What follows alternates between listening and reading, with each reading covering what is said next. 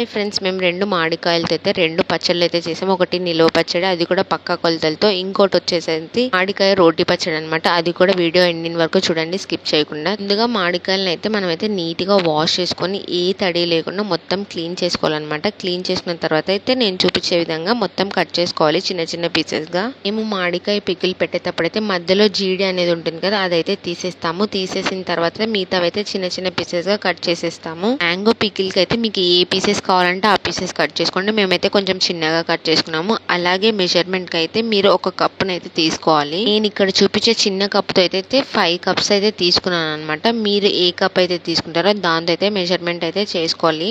5 cups మ్యాంగోకి అయితే ఒక cup అయితే చిల్లీ పౌడర్ అయితే పడుతుంది అనమాట. నేను చూపించే కప్తో అయితే మెజర్మెంట్ చూపిస్తున్నాను. 1 కప్ చిల్లీ పౌడర్, అలాగే 1 కప్ అయితే సాల్ట్ అయితే పడుతుంది. తర్వాత హాఫ్ కప్ అయితే ఆవాల పొడి కూడా పడుతుంది. ఇది అయితే ఆయిల్ అనమాట.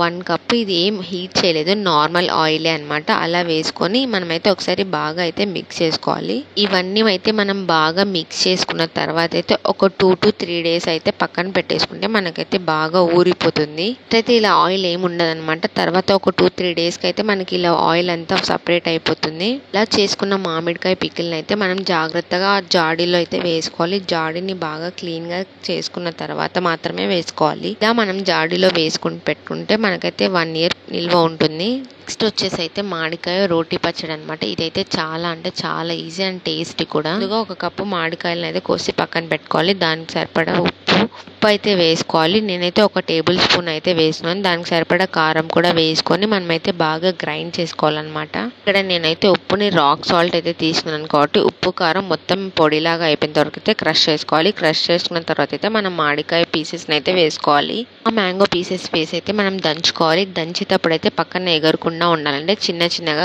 దంచుకోవాలి. ఈ మ్యాంగో పీసెస్ కి అయితే ఉప్పు కారం కలిసేలాగా మనమైతే చిన్న చిన్నగా దంచుకోవాలన్నమాట. దంచుతేనే అవన్నీ సాఫ్ట్ పీసెస్ లాగా తయారైపోతాయి. మనకు చేయడం కష్టం అనిపిస్తే మనమైతే మిక్సీలో వేసుకొని ఒకసారి గ్రైండ్ చేస్తే సరిపోతుంది. కచ్చా పచ్చాగా వస్తుంది.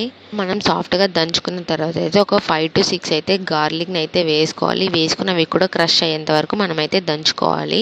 నేనైతే ఒక చిన్న కప్పు తీసుకున్నాను కాబట్టి దానికి 5 to 6 పడింది. మీకు ఇంకా ఎక్కువ క్వాంటిటీ కూడా యాడ్ చేసుకోవచ్చు ఫ్లేవర్. ఇలా సాఫ్ట్ గా దంచుకున్న మన మామిడికాయ పచ్చడిని అయితే మనమైతే ఒక బౌల్లోకి అయితే తీసుకోవాలి. దీనికైతే పోపు పెట్టుకోవాలి. మనము పోపు పెట్టుకోవడానికి అయితే ముందుగా కడాయిలో కొద్దిగా ఆయిల్ అయితే యాడ్ చేసుకోవాలి. ఆయిల్ యాడ్ చేసుకున్న తర్వాత అది బాగా హీట్ అయిన తర్వాత అయితే జీలకర్ర ఆవాలు వేసుకోవాలి. జీలకర్ర ఆవాలు తర్వాత మినపప్పు శనగపప్పును కూడా వేసుకొని తర్వాత ఎండుమిర్చిని కూడా వేసుకొని అవి బాగా ఫ్రై చేసుకోవాలన్నమాట.